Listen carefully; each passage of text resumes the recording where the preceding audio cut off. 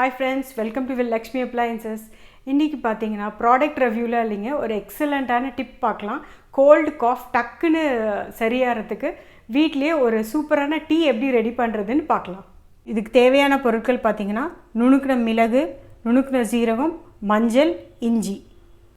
எல்லா பொருட்களையும் போட்டு ஒரு 5 நிமிஷம் நல்லா கொதி விட்டுருங்க.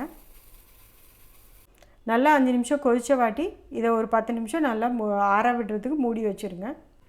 இப்படி வடிகட்டிடுங்க. தேன் வேணால் தேன் ஆட் பண்ணிக்கோங்க. நான் இன்றைக்கி லெமன் மட்டும் ஆட் பண்ணுறேன். ஸோ இது குடிச்சு பாருங்கள். கோல்டு காஃப்லேருந்து உங்களுக்கு இமீடியட்டாக ரிலீஃப் கிடைக்கும்.